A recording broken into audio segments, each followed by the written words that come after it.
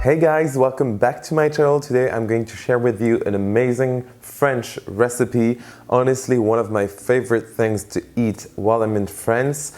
We are going to make some Kouign Amann. This comes straight from Bretagne, which is Brittany in English if I'm correct. I don't even know, we're so used to saying it in French.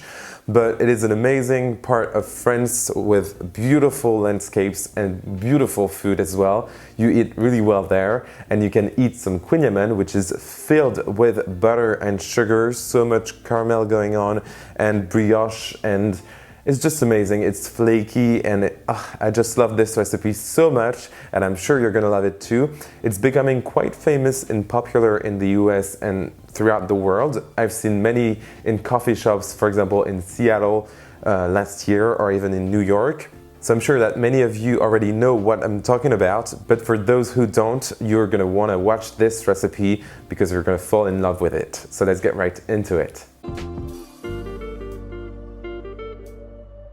Okay, so in this recipe, we're gonna make a basic yeast dough that we're gonna then fold with many layers of butter and sugar. This is a basic Kouign Amann technique and recipe, to be honest. So just the way it will look in the end, which is a bit more modern and less rustic, because it is a super rustic recipe actually in France.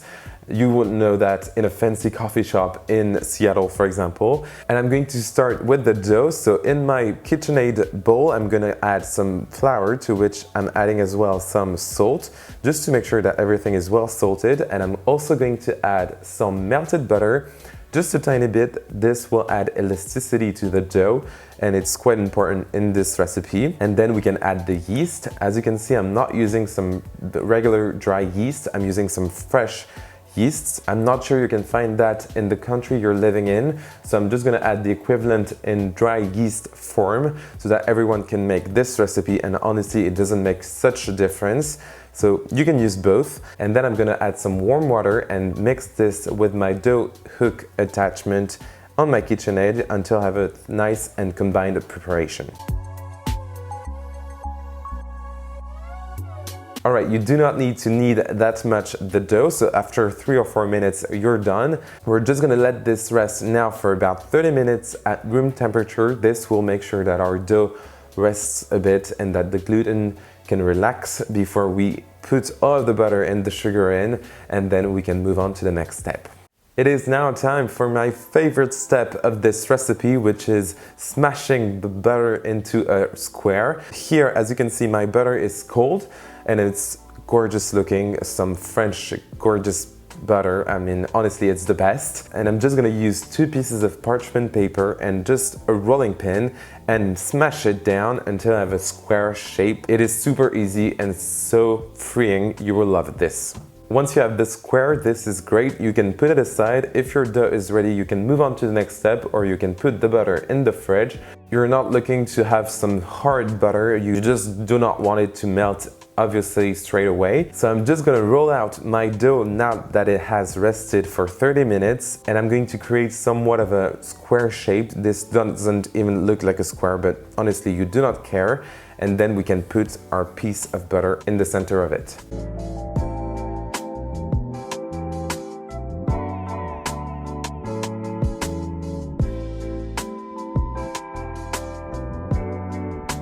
Once you're added your square of butter, you're just gonna cover everything tightly. Really make sure that everything is super tightly sealed, and then we can roll everything out into, this time, a long rectangle, and make sure that nothing sticks, so you can add a bit more flour if needed.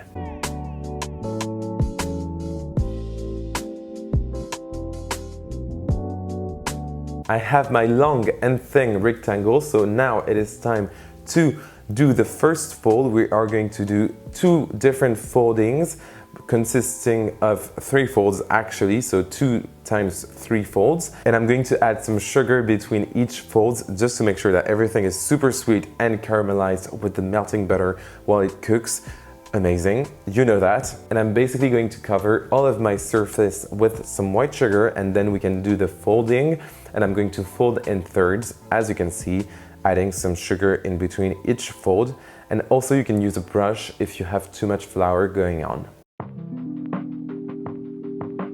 Alright, once you've done the first 3 folds, you are going to let your dough rest a bit. So I'm going to put it in the fridge for about 30 minutes. This is quite important just to make sure that your butter doesn't melt everywhere, since all of these foldings can be quite stressful if you are not used to making such recipe. So just put everything in the fridge and relax for a bit before doing the second fold. It is now time to work on the second fold, and I'm just going to do everything the same way with the sugar and the folding and the removing of the flour with the brush. The only thing is that this time your dough should be easier to work with, since the first fold is the more difficult one.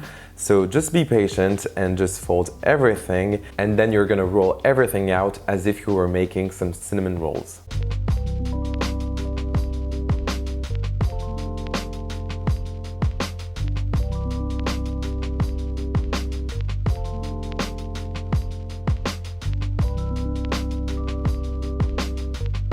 Now that we have a huge rectangle, we're gonna add one more time some sugar on there just to cover everything up. And I'm going to roll everything as if I was making some cinnamon rolls. It is the exact same way, except that my dough is a bit thinner, and I'm gonna cut it the same way and put my rolls in my prepared butter cake pan.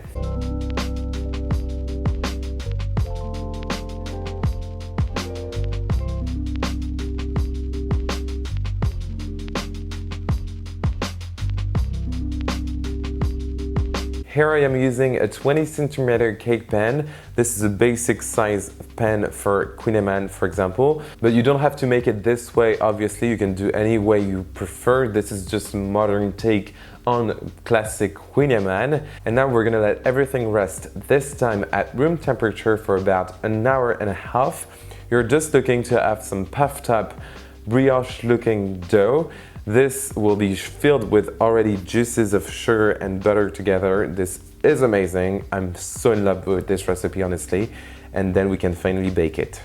Everything is puffed up and so juicy. Time to bake our Kouign Amann in our preheated oven at 180 degrees Celsius, which is 350 in Fahrenheit. And I'm gonna bake it for about 30 minutes or until everything is super golden brown and baked all the way through. And as you can see, I like crispy edges and chewy center. So this is why I chose to just let the top brown a bit more.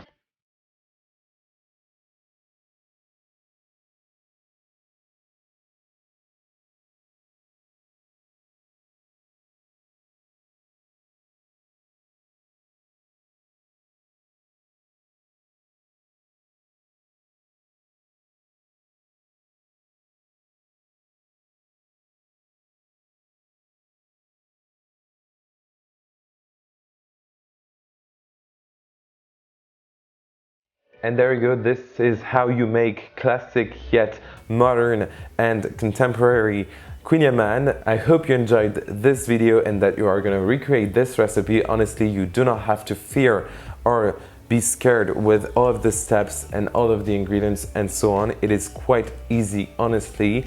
And remember that this is supposed to be a rustic recipe, so do not fear that you're making something wrong. It will come out great in the end. Once you bake everything, believe me, it's just basic dough with butter and sugar, and once everything melts, it just melts and creates amazingness.